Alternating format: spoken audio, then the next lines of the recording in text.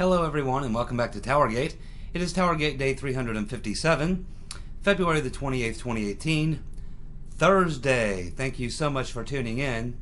Well, I think my cold's just about gone. I woke up this morning and I could talk normally and breathe normally. So, man, like 2.5 weeks to get rid of that. But thanks for all the prayers and suggestions and things and such that you all did as I was getting through that cold. But I think I'm about 99% now, so hopefully I sound a little bit better. Yeah, so today was a very interesting day. I'm talking about Wednesday. I think Trump had a rough day today, and as you all know, I'm a huge Trump supporter. I'm here every day defending Trump as best I can, but at the same time, when he does something or says something that I think is a problem, I'm going to point that out as well. I still love Trump. I'm still a huge supporter. Nothing's going to change that, I don't think. But he had a rough day today, and I think it may have had something to do with his day started by learning that Hope Hicks was going to be leaving him, and she's been with him for 3 years. I mean, even before the presidential campaign started, and I think she's been real important to him, and I think losing her, I think bothered him a lot. And he just seemed to be in one of them moods today. Maybe he was kind of just in a bad mood. I don't know. He's under a tremendous amount of pressure from all sides, and this stuff's all building. He's very frustrated about what's going on with being investigated all the time. The investigation never seems to end, despite the fact that there's no evidence or anything like that. I think he's really starting to get really agitated, and I think he's trying to keep his cool the best he can, but it's clear that he's pretty agitated and did not have a very good day. And a couple things that happened today that I'll comment on. One thing that really kind of freaked me out, bothered me a little bit, was he's having this conversation in this meeting when they're talking about solutions to the mass shooting problem. And Mike Pence suggested that we go through the process, and if someone's mentally ill or whatever, he wants to have the family be able to say, hey, our son is mentally ill or whatever, we're really worried. But talking about a way that we could do a better job of identifying people who have some real issues and probably shouldn't be owning a firearm. And I'm a staunch Second Amendment supporter, but I agree. I mean, there's people who quite honestly should not be in possession of a firearm. I mean, in a civil society, you can't just allow someone has mental issues, emotional issues, whatever, serious problems. They could be a threat to themselves or to someone else. I think we do have to take a look at that. But the comment that Trump made after Pence made that suggestion is, he looked at him and said, yeah, but we need to take the guns first. And because Trump's making the argument, and I know where he's coming from, he's making the argument that, yeah, I mean, take the guns first, then go through the process, and then if they're okay, give them the guns back.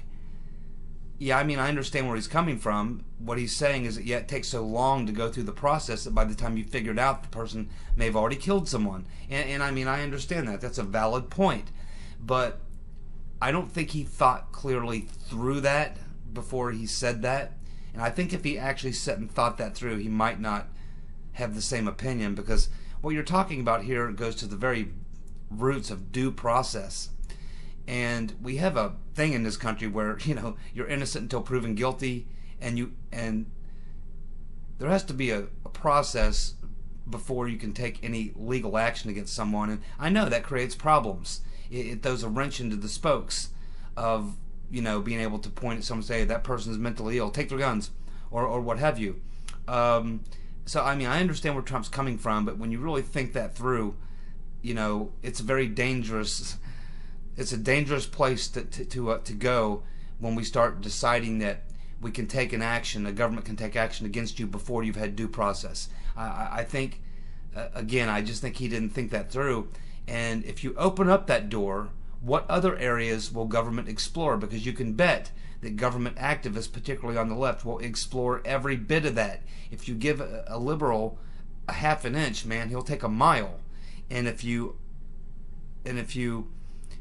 get rid of due process and on this issue, it's a matter of time before every issue you'll have liberals wanting to get rid of due process. And so that was a comment that I wish he would not have made. Pence did not really reply so much to that, but I think it probably rattled everyone a little bit, and they thought, you know, what are you going to say to that? I mean, there's, you know, you're just hoping that he thinks that through, and I'm sure he'll be advised on that by plenty of people. It's like, hey, that thing you said about, you know, due process, yeah, we have to work on this problem, but that is not the way to go. Eliminating due process is not the way to go, and I understand where he's coming from, but yeah, that's a problem. So anyway, he didn't have a very good day.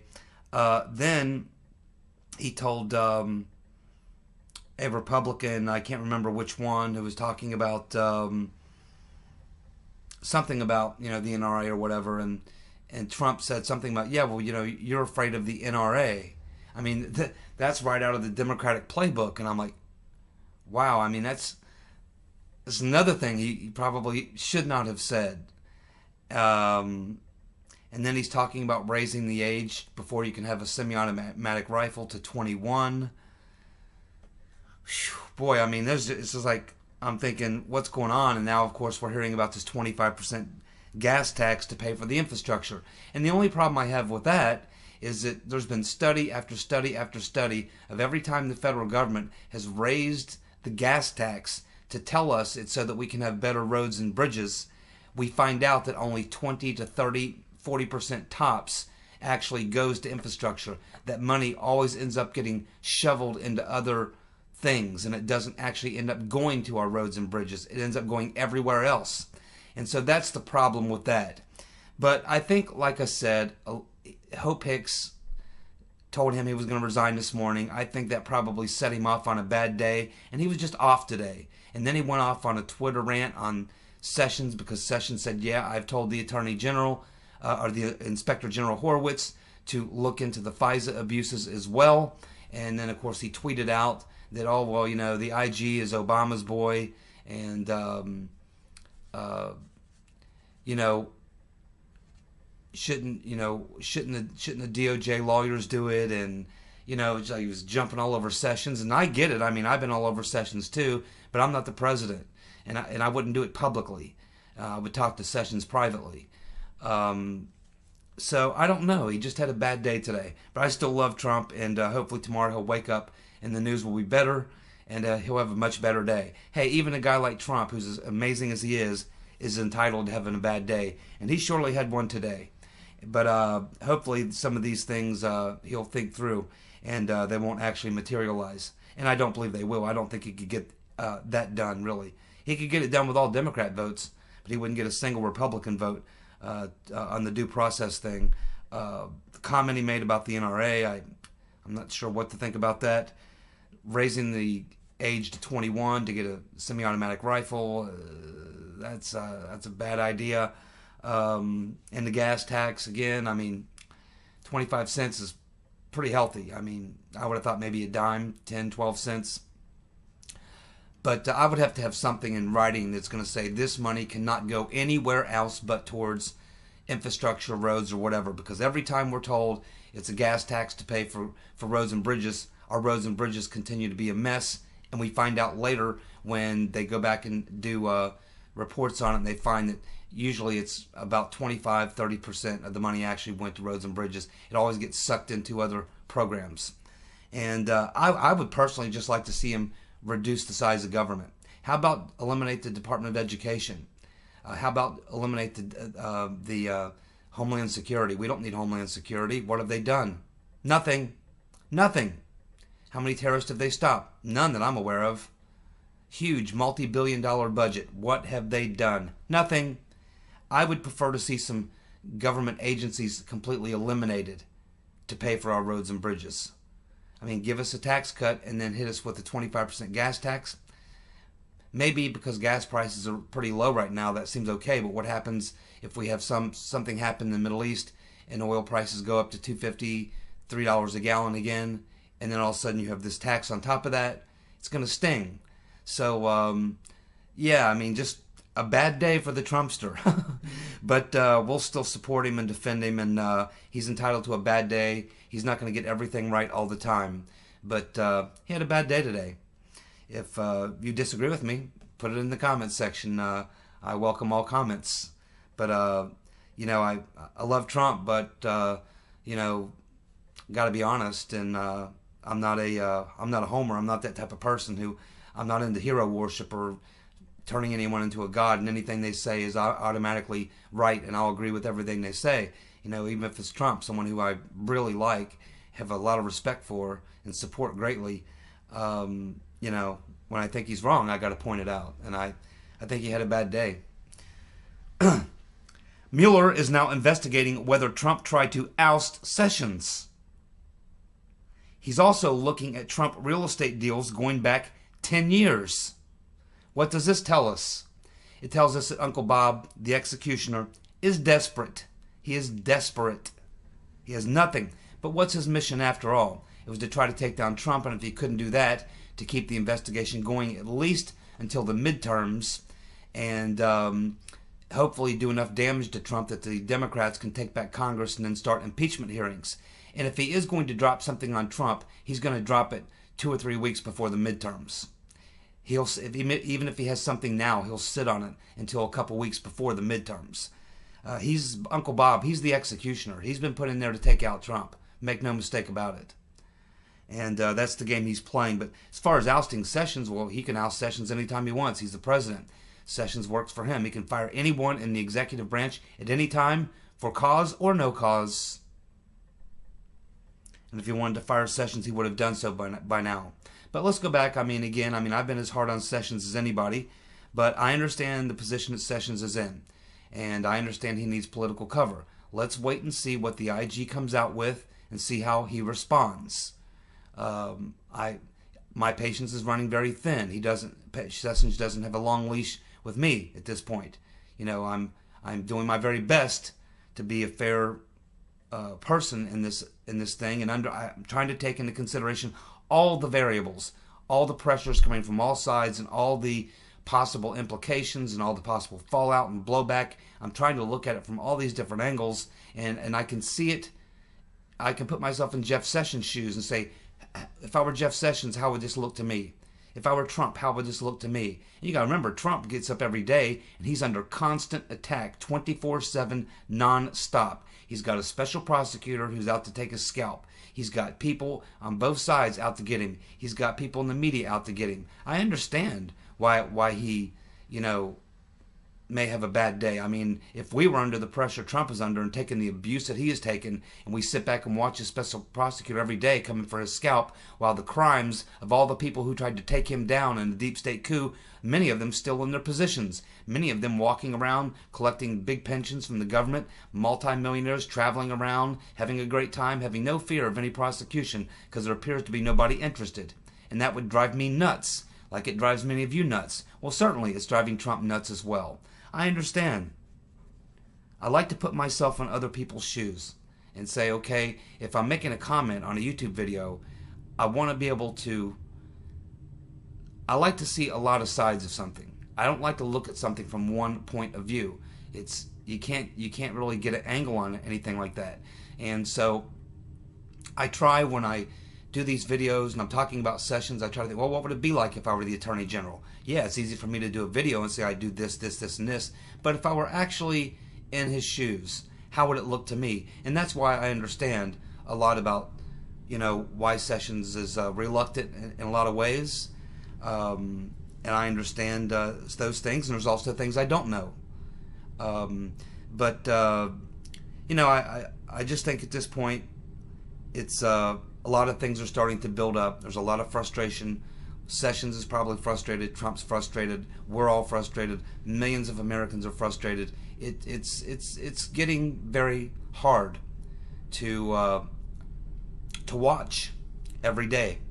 Day after day after day, we see the real crimes completely like they didn't even happen. The deep state coup continues. Mueller's on his witch hunt. He has nothing. We know what he's there to do. And it seems like Sessions is just, he's taken himself out of the game, and it's very frustrating. I think we just have to continue to allow the three committees that are interested in getting to the truth, allow the IG to come out. Let's see what Sessions does. If he does not act, then I think there'll be a legitimate need for him to be replaced. At that point, you can just say, well, he is completely ineffective. And at that point, so I'm close.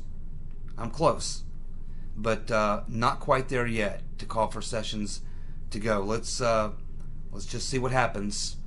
We don't have that much longer. We'll get the IG report. We'll see where it goes. That's my thoughts on the subject. I know there'll be those of you who disagree, and that's okay. It's okay.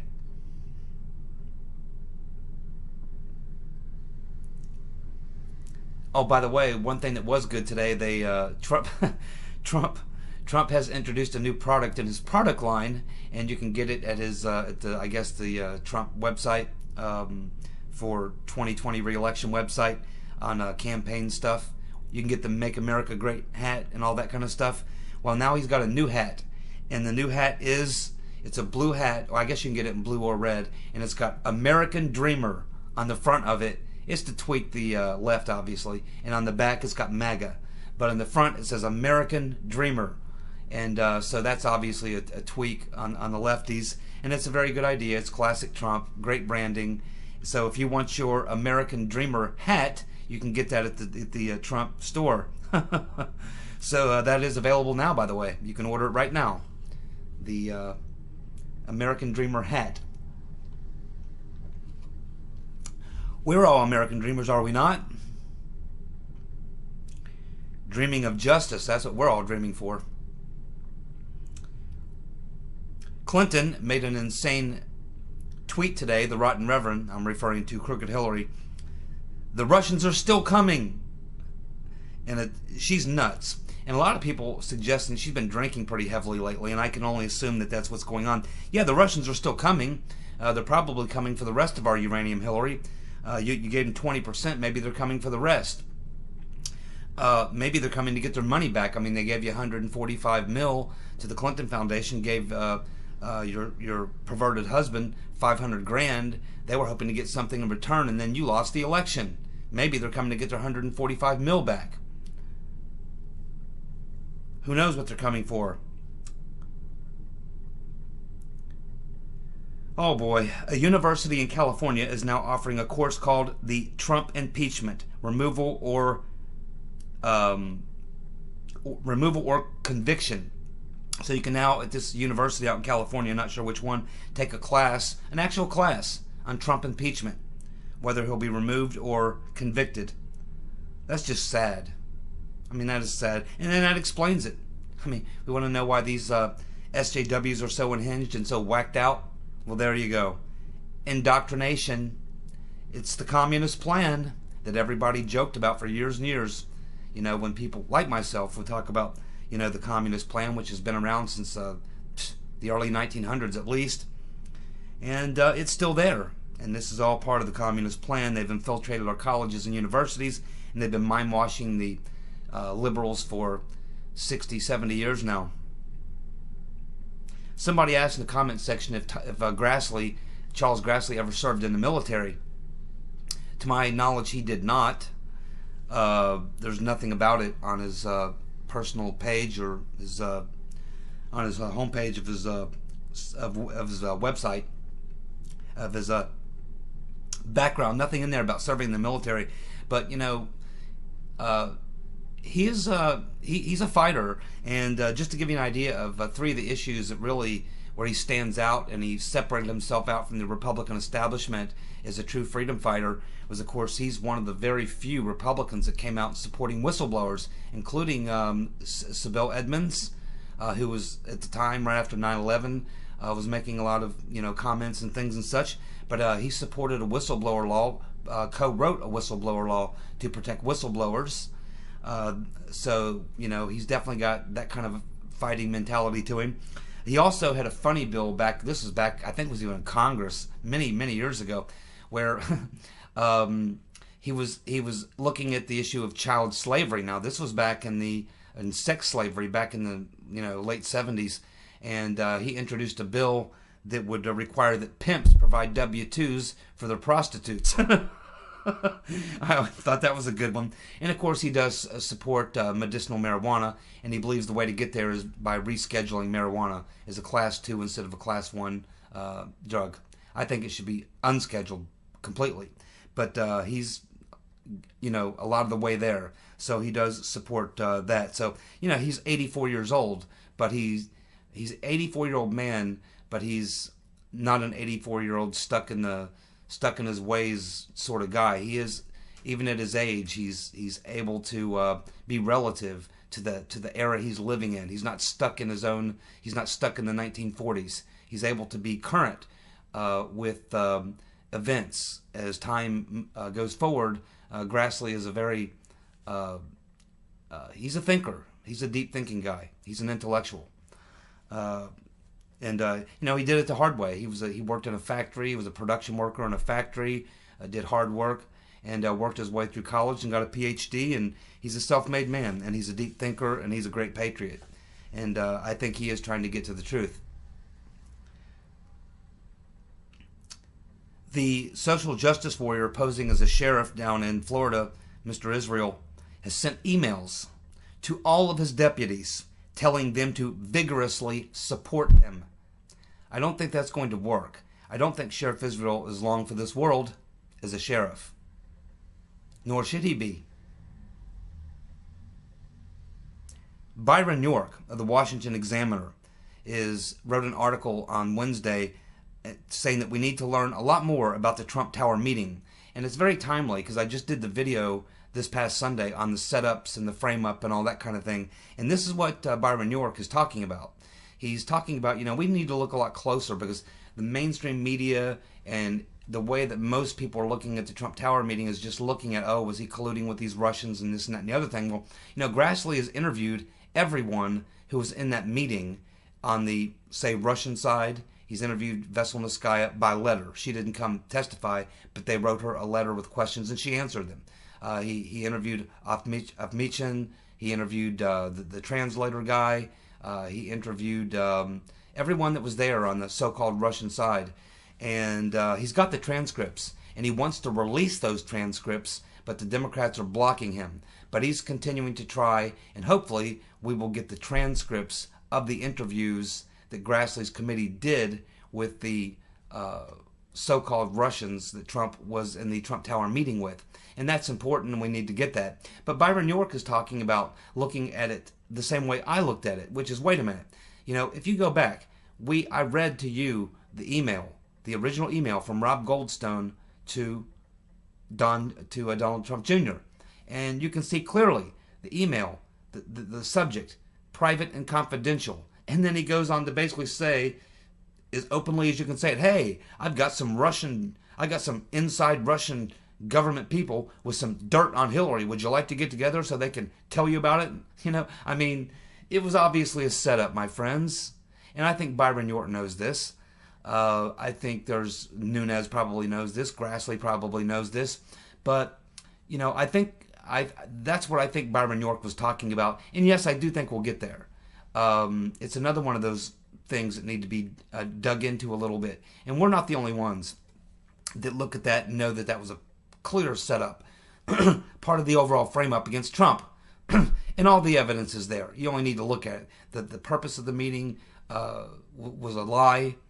You got Glenn Simpson meeting with Veselnitskaya before and after the meeting. Not just Veselnitskaya, we now learn from Grassley, actually, that after that meeting, Glenn Simpson had dinner with all those Russian attendees. Had dinner with them. And apparently he said that the conversation about the Tower meeting never came up. I find that very difficult to believe. I think Byron York finds it difficult to believe. I'm sure Grassley and Nunes and the bunch, they all find it hard to believe. Simpson lies a lot. So it's hard to believe anything he says.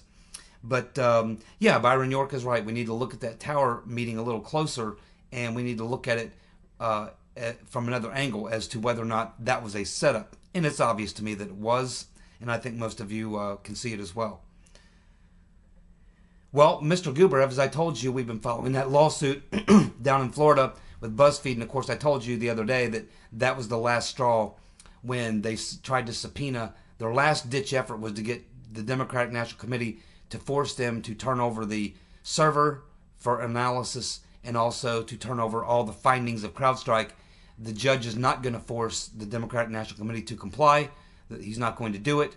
And then, of course, Gubarev surrendered all of his computer servers and all the data that was requested by the opposing side, and their people analyzed it and found no fingerprints at all that anyone at Webzilla had anything to do with the hacking of the DNC. And I think that that's all the judge needed to see, because today the attorneys for Mr. Gubarev began making their plea to the jury for damages.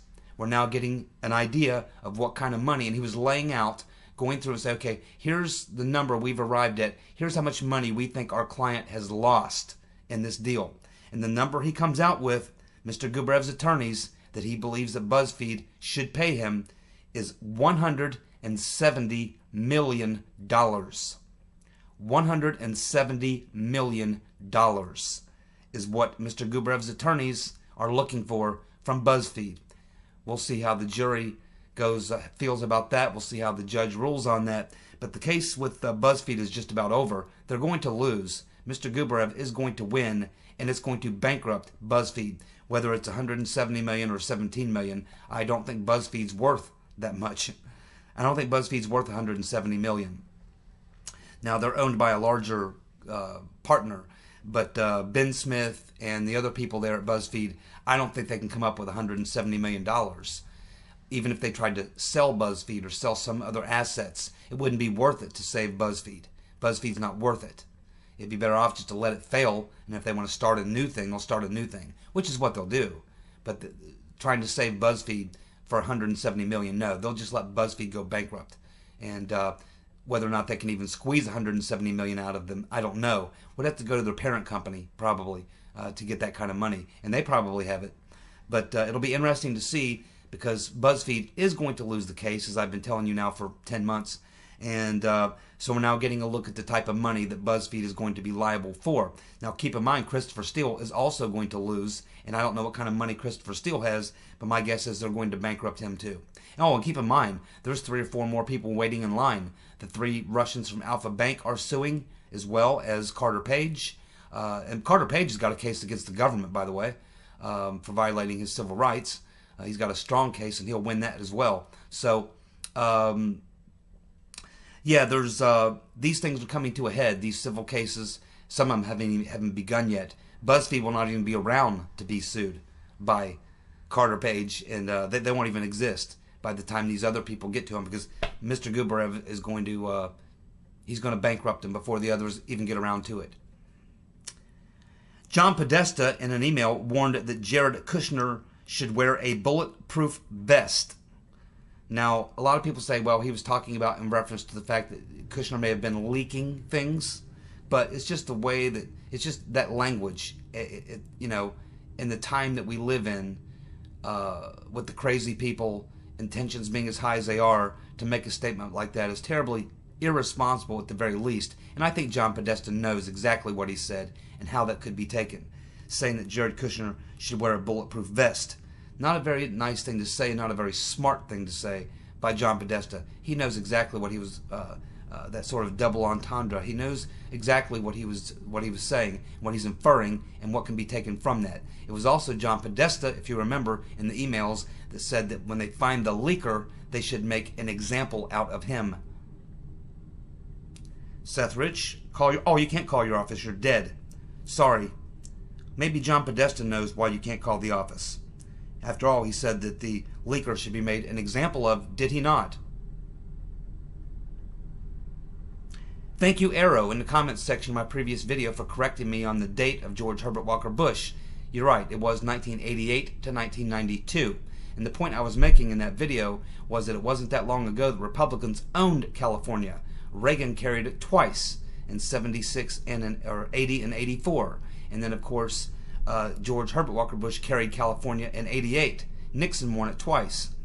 So, yeah, it was, you know, I would like to see Michael Savage run. Let's see exactly what the numbers are in California, because people are vacating California, and it's just a matter of time before they're just going to get sick of the liberalism out there, and that state could flip back again. I remember when Texas was a blue state, was a Democrat state, and California was a Republican state. I remember that. It can happen again. It can all flip. Perkins and Coy. You know, something, watching the Grassley investigation, seeing where it's going, and he's now figured out that I think he's figured out that the people you need to talk to are the intermediaries of Christopher Steele, and now it looks like Grassley is looking at those intermediaries, and I don't think there's that many of them. I really don't, and I think they're all coming out of the Hillary camp or Fusion GPS or the FBI. I don't believe there were any Russian intermediaries. I'm not saying there weren't some Russians who were paid to make some statements or whatever, but ultimately I'm saying 90% of what's in the dossier came from Fusion GPS, Nellie Orr, Glenn Simpson and Mary Jacoby, probably some of the Clinton Podesta people getting their 2 cents in, and that type of thing. I just don't really see the Russian thing in there. So anyway, following up on that point, I think the next place to go when you're looking at these intermediaries, the next place that Grassley needs to go, and I hope he'll go there, is if you want to find out who these intermediaries were, and if you want to find out who was paid, and we believe there were a lot of people maybe even paid, journalists and things like that, as well as sources may have been paid, what they need to do is they need to get the court, and I'm not sure if they can do this, if they want to do it, if they tried to do it, or if they can even do it, but I think they should try to do it. They should try to get the court to force Perkins and Coy to turn over their billing records from the monies that they handled for the Hillary for America campaign. We know that there was $12.2 million total between Hillary Clinton, the DNC, and then the $900,000 that Obama kicked in to Perkins and Coy, equals $12.2 million. We know that Fusion GPS was paid about $1 million. Now, we can assume that Perkins and Coy charged legal fees, and let's just say that there was $1 million. No, let's say there was $2 million in legal fees. That still leaves around $8.5 million that are unaccounted for. What were those other $8.5 million used for? I think that what they need to do is get the billing records from Perkins and Coy of where the money went, the $12.2 million, where that money was dispersed to, who it was dispersed to. That's what we need to find out. And I think if you could get the judge to the court to force Perkins and Coy to turn over their billing records from where all the money went, the $12.2 million, who was it dispersed to? I think if we can get that information, we can get much, much closer to identifying A, the intermediaries, B, the real sources. The intermediaries and the real sources. And so I would hopefully, Chuck Grassley, that will be coming up in the near future. That would be my recommendation. Thank you so much for tuning in. I'll be back tomorrow with Friday's video. You guys have a good night. See you. Bye.